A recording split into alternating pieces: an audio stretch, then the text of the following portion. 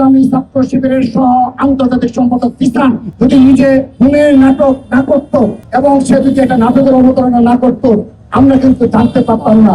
এই তিসানের মতো কত শত নেতা কর্মী গুপ্ত রেখেছেন, কত হাজার ধর্ষককে আপনারা স্থান দিয়েছেন গুপ্তভাবে, আমাদের জানা অনেক আছে। যদি আপনাদের স্বচ্ছ ধারার রাজনীতি করার এই ইসলামী ছাত্র শিবির যারা কখনোই স্বীকার করে না তাদের কোনো হলে কমিটি রয়েছে, তাদের কোনো শিক্ষা প্রতিষ্ঠানে বৃহৎ কমিটি রয়েছে, কিন্তু তারা অকপটে একবার স্বীকার করেছিল তাদের হলে, ঢাকা বিশ্ববিদ্যালয়ের প্রতিটি হলে নাকি ছোট ছোট টিম রয়েছে। কিন্তু 2 বছর অতিবাহিত হয়েছে, আমরা সেই টিমগুলোর পরিচয় আজ পর্যন্ত জানতে পারিনি। কতটা সৎ চরিত্রের অধিকারী আমরা জানতে পারিনি।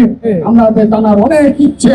এই তিসানের মতো কত শত নেতা কর্মী গুপ্ত রেখেছেন, কত হাজার ধর্ষককে আপনারা স্থান দিয়েছেন গুপ্তভাবে, আমাদের জানার অনেক ইচ্ছে। আপনাকে রাজনীতি অবদান ঘটাবেন। সর্বশেষ একটি কথা বলে আমি আমার বক্তব্য শেষ করে দিচ্ছি। আপনারা দেখেছেন জামায়াতে ইসলামী এই সর্বশেষ 2026 সালের যে নির্বাচনে তাদের যে আয় ব্যয় হিসাব দেখিয়েছে, সেখানে তাদের নাকি 4 কোটি টাকা ব্যয় হয়েছে।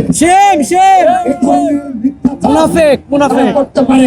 আমরা দেখেছি এই ঈদে কয়েক কোটি টাকা তারা খরচ করে শুধুমাত্র শিক্ষা প্রতিষ্ঠানে, কয়েক কোটি টাকা। সেখানে 300 আসনের নির্বাচনে কয়েক হাজার কোটি টাকা নিয়ে খরচ করার পর তারা সে আয় ব্যয় টাকা 4 কোটি টাকা খরচ করেছে। ভাই, আপনারা যদি ইসলামের নামে রাজনীতি করে থাকেন, যদি জাকাতের অর্থই আপনারা রাজনীতি ভাবে আপনাদের প্রতিষ্ঠিত করার জন্য ব্যয় করে থাকেন, আপনারা শুধু স্বীকার করার মানসিকতা রাখেন না। আপনারা কি ধরনের ইসলাম সেটা আমরা বুঝতে পারি।